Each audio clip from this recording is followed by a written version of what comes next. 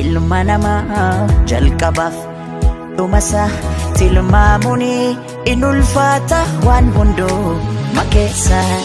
Ilmi namaa daggalaa turee bulee dabala. Ilmi namaa daggalaa turee buleeti dabala.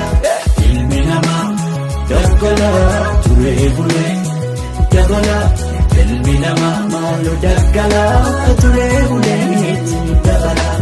Ilmi namaa daggalaa turee buleeti dabala.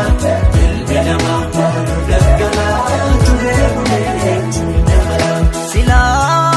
Silaan akkuma keenyaatti dhala namaati isaanis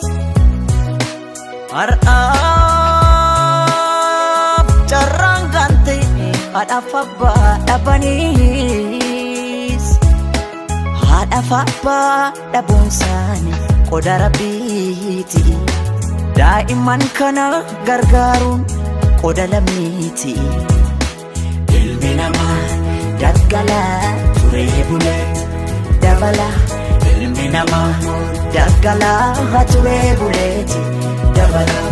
ilmi namaa daggalaa turee bulee dabala. Ilmi namaa maaloo daggalaa turee buleeti dabala. Ilmi namaa daggalaa turee buleeti dabala. Ilmi namaa maaloo daggalaa turee buleeti dabala. Daa'imman har'aa warra abdiin eegaree jiruu gadadootiin kophaa isaanii falmu. Haadhaaf abbaa dhabuun isaanii qoda Rabbiiti. Daa'imman kana gargaaruun qoda lammiiti. Irra ilma namaa jalqabaaf dhumasaa tilmaamuni in ulfaata waan hundoo makeessa. Ilmi namaa Daggalaa turee bulee dabala. ilmi namaa Daggalaa turee buleeti dabala. ilmi namaa daggalaa turee bulee dabala. Ilmi namaa maaloo daggalaa turee buleeti dabala. Ilmi namaa daggalaa turee bulee dabala. Ilmi namaa maaloo daggalaa turee buleeti dabala. Boona ongee keessatti bakkeetti coologne beelaan wal gajaana.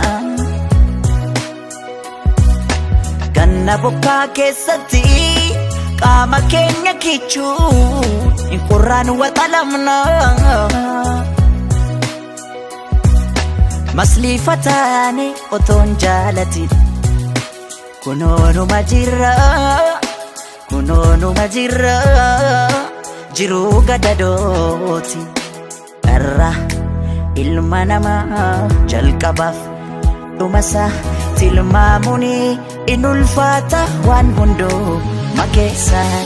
Ilmi namaa Daggalaa turee bulee dabala. ilmi namaa Daggalaa turee buleeti dabala. ilmi namaa daggalaa turee bulee dabala. Ilmi namaa maaloo daggalaa turee buleeti dabala. Ilmi namaa